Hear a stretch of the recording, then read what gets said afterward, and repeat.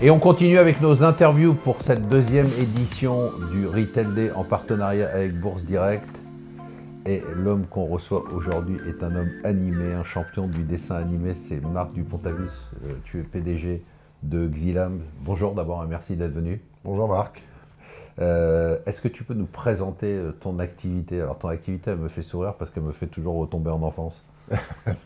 Et j'en ai besoin. C'est fait pour parce qu'on s'adresse évidemment aux enfants, mais on s'adresse aussi aux, comme dirait Saint-Exupéry, aux enfants qui sont restés encore dans le cœur des adultes. Ouais. Voilà. Et c'est vrai qu'on a beaucoup d'adultes en fait qui regardent nos programmes, mais pas simplement des enfants. Bon, ça va, j'ai pas honte alors, parce que je les regarde et j'osais pas le dire. Voilà, non, mais n'aie pas honte, et je suis souvent interpellé sur le sujet par pas mal d'adultes. Alors, au début, ils disent qu'ils regardent ça avec leurs enfants, puis ensuite, finissent par avouer qu'ils le regardent tout seuls. Voilà, notre activité à nous, c'est l'animation, le dessin animé.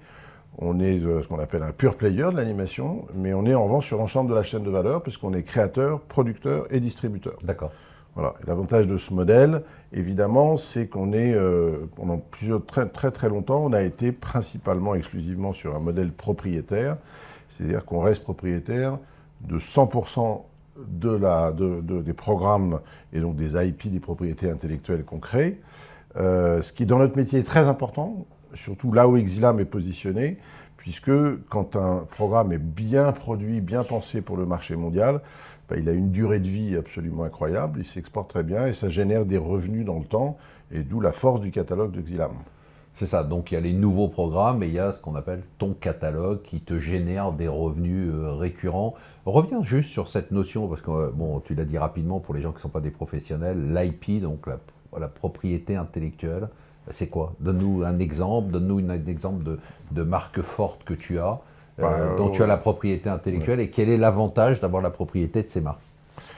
Quand on crée Guy et les cafards en 1997, donc on parle de ça il y a presque 27 ans aujourd'hui, Xilam signe un contrat avec un ensemble d'artistes qui vont créer cette œuvre pour le compte du studio.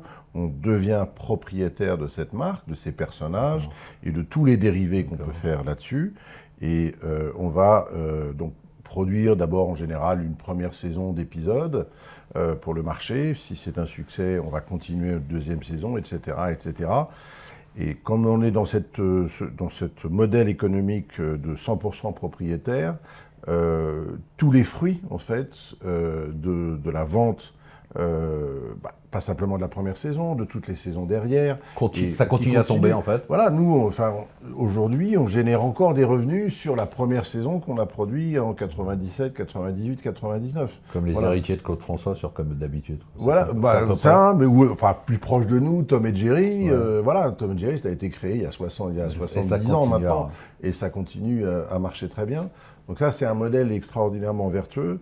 On a plusieurs propriétés comme ça, phares dans le catalogue, et qui permet de tirer l'ensemble du catalogue. Et ce qui, dans notre métier, est plutôt rare dans l'audiovisuel, nous permet d'avoir des revenus récurrents. Alors, il y a deux types de revenus récurrents. En fait, il y a les produits du catalogue eux-mêmes. Bien sûr. Puis quand vous avez des marques fortes, en dehors du catalogue, vous pouvez continuer à produire des nouvelles saisons. C'est ce qu'on appelle les revenus des nouvelles productions. Mais donc, on peut compter sur la force de nos marques pour avoir une activité un petit peu récurrente. Alors, ton secteur a été sous pression, on l'a vu. Tu as publié tes résultats pour le premier semestre. On a l'impression que ça y est, on est arrivé un peu à une inflexion, est-ce que le pire est derrière nous? Est-ce qu'aujourd'hui, la situation d'abord du marché en général et ta situation en particulier, c'est des bonnes perspectives? Alors, globalement, la situation du marché est assez tendue dans le domaine du kids, ce qu'on appelle les enfants, grosso modo pour les programmes à destination des enfants. Alors, on est dans une fin de cycle. En fait, j'ai l'avantage et l'inconvénient d'avoir 30 ans dans ce métier, donc je sais à peu près comment ça fonctionne. C'est la troisième crise que je rencontre. Ce sont des cycles qui durent de 8 à 10 ans. Les cycles sont toujours construits, en fait, les nouveaux cycles sont toujours construits sur des disruptions dans la distribution des œuvres. Bon. Il y a 20 ans, c'était les chaînes thématiques qui ont tout renversé la table. Il y a 10 ans, ce sont les plateformes qui ont renversé la table. On verra ce qui bientôt renversera la table. C'est un peu tôt encore pour le dire. Mais donc, on est dans cette fin de cycle. Qu'est-ce que ça veut dire? Ça veut dire qu'il y a un moment où les disrupteurs ont pris des parts de marché importantes. Le marché se fragmente, donc il devient moins rentable. C'est un marché qui devient hyper conservateur, hyper tendu. Et là, en l'occurrence, ce qu'on a vécu surtout fin de 2022 et surtout l'année 2023, c'est les grandes plateformes de streaming, notamment Netflix et Disney, qui tiraient beaucoup le marché, étaient rentrés dans une espèce de maturité, ils étaient partis dans une espèce de croissance à l'infini, voilà, en investissant de façon, voilà. Et là où Netflix, lui, a vraiment gagné la bataille, Disney, comme Warner d'ailleurs, il n'y a pas que Disney derrière, etc., sont retrouvés les uns avec des dettes, les autres avec des déficits, donc ils ont, avec les taux d'intérêt, l'Ukraine, enfin l'ensemble de choses comme ça, etc., se sont mis à désinvestir considérablement. Donc on est dans ce moment un peu compliqué, mais ça concerne le kids. Donc le marché, ce n'est pas que le marché pour enfants. D'accord. Et toi aujourd'hui, tu peux nous commenter un peu ta première partie de l'année on l'a vu sur le communiqué, mais pour les gens qui n'ont pas suivi un peu la publication de tes résultats, c'est quoi? C'est un semestre en demi-teinte ou au contraire c'est un semestre qui nous ouvre des perspectives? Non, c'est un semestre de reconstruction. On a eu l'année dernière, en fin d'année, 2 très mauvaises nouvelles justement de Netflix et Disney, avec ces désinvestissements qui ont complètement compromis. Je rappelle, c'est important notre métier. Notre métier a des gros avantages. C'est que c'est des cycles longs. C'est ça. Et c'est un métier dérisqué. C'est-à-dire que la réalité, c'est que nous, quand on investit, quand on rentre en production, on est préfinancé par des contrats fermes d'acquisition. Nous, on ne se lance pas comme ça à la production en disant on verra si ça marche. Bon.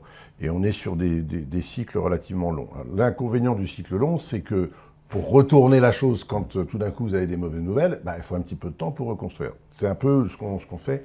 Donc nous, qu'on a eu ces mauvaises nouvelles, on a annoncé au début janvier une réorientation stratégique sur l'activité de Xylam en 3 points qu'on a très précisément détaillés. Le premier, c'est nous redéployer nos efforts commerciaux avec les grandes chaînes européennes auprès desquelles Xylam a une forte notoriété, qu'on avait un petit peu délaissé au profit des streamings, parce que ça, c'est des clients historiques, on va dire. C'est mes clients historiques, c'est France Télévisions, voilà, c'est en Allemagne, c'est en Angleterre. C'est des gens que tu connais par cœur et qui te connaissent par cœur. Voilà, donc on implémente ça assez facilement, et on a annoncé le lancement de 2 nouvelles séries en production qui sont montées assez facilement grâce à ce système-là.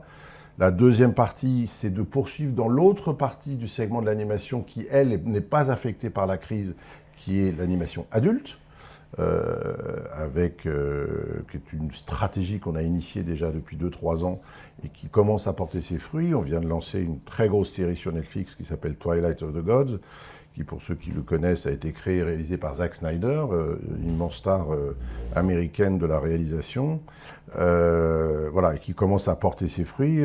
Voilà, la série est dans le top 10 mondial des nouvelles séries, ce qui pour une série d'animation est pas mal et plutôt sympathique. Voilà, puis on a une deuxième série qui arrive l'année prochaine sur Disney, qui est une comédie d'horreur pour adolescents.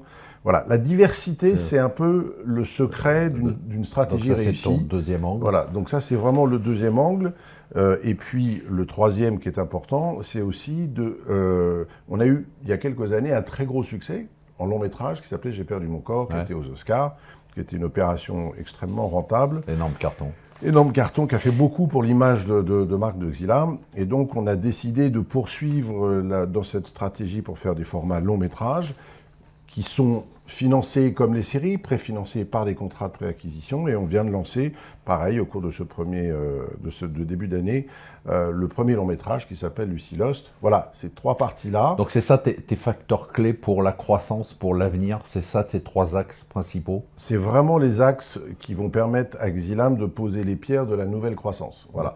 Donc il faut qu'on continue dans ce sens-là. Moi je suis très content parce que cette stratégie, on l'a implémentée et on a déjà des succès. Il faut qu'on continue et qu'on poursuive dans cette voie-là.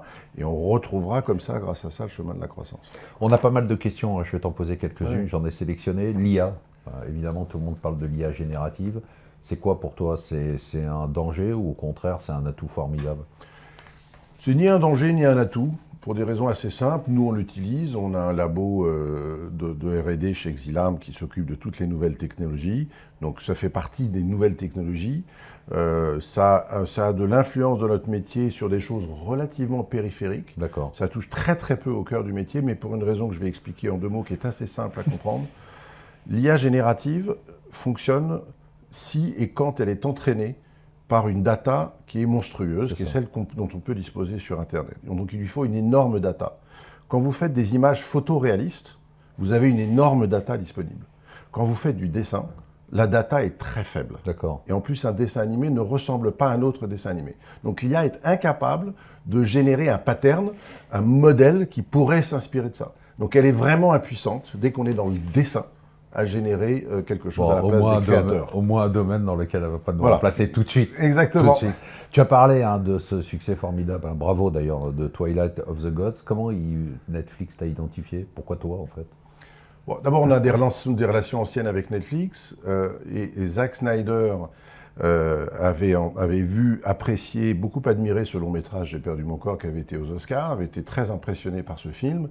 Et quand Zack et Netflix se sont dit à qui on va confier la production, Génial. Le nom de Xilam est arrivé là-dessus. Incroyable. Voilà, donc ils sont venus nous voir et puis on s'est mis d'accord, nous on était enthousiastes. Zack, ça fait plaisir parce que c'est une très grande signature hollywoodienne et que Netflix, sur de l'adulte, nous continue à nous faire confiance, c'est chouette. Alors, est-ce que tu vas continuer ou te focaliser sur le développement, on nous pose la question, sur la production pour compte de tiers?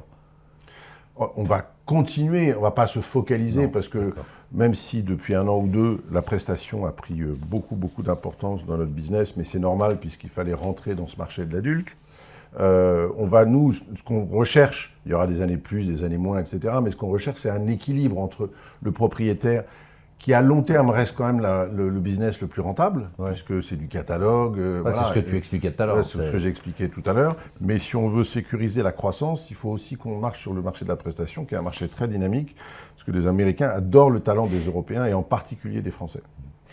Alors on me pose la question, de quelle marque tu es le plus fier? Je sais qu'on aime tous ces bébés, mais en tout cas on doit dire qu'on les aime tous autant. Mais... Non, j'en ai. Je ne peux pas dire une seule marque parce que j'ai fait des choses très très variées, mais c'est clair que Oggy, les cafards, les zinzins de l'espace, ou Zig et Charcot, c'est quand même les 3 marques pour enfants qui sont emblématiques, dont on me parle tout le temps aujourd'hui. Donc c'était pas c'est 3 plus gros bébés. Mais bon, et puis le long métrage, J'ai perdu mon corps, c'est pas tous les jours qu'on monte sur la scène des Oscars, c'est forcément un événement.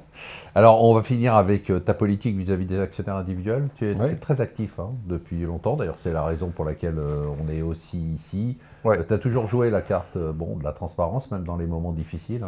Aujourd'hui, qu'est-ce que tu penses de l'actionnariat individuel et est-ce que tu vas continuer à faire des efforts pour attirer les actionnaires individuels chez toi? Non seulement faire des efforts, mais c'est vital, c'est très important.